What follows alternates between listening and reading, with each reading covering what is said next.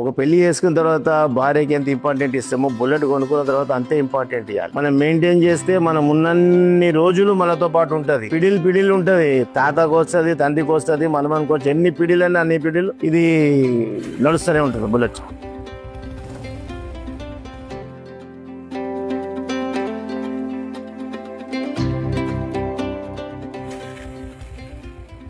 నా పేరు శ్రీనివాస్ రెడ్డి, నేను బుల్లెట్ మెకానిక్. సో మా వర్క్షాప్ పేరు వచ్చేసి Sriram motorcycle works, Secunderabad Tank Bund దగ్గర.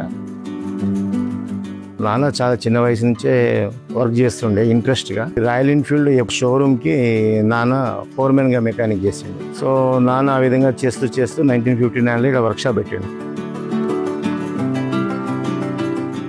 ఈ ఒక 30-35 మంది దాకా వర్క్ చేస్తుండే అప్పుడు. సో నాన్నని చూసి నాకు కూడా ఇంట్రెస్ట్ అనిపించింది. నేను కూడా ఈ వర్క్లో 1980లో వచ్చినాయి.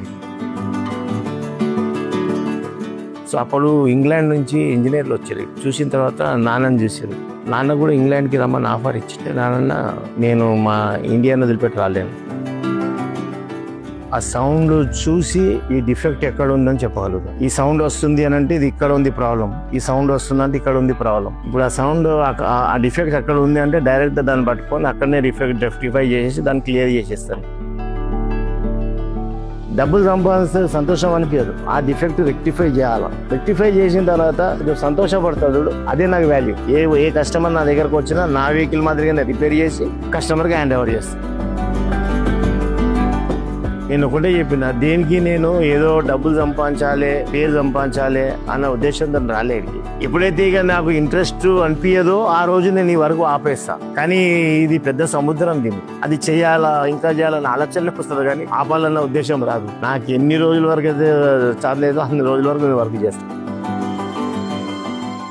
రాయల్ ఎన్ఫీల్డ్కి పేషెన్సీ చాలా ముఖ్యం. అన్ని వెహికల్ లెక్క కాదు, ఎంత పేషెన్సీ ఉందో అంత వర్క్ అవుతుంది. కస్టమర్ దగ్గర అంత టైం లేదు.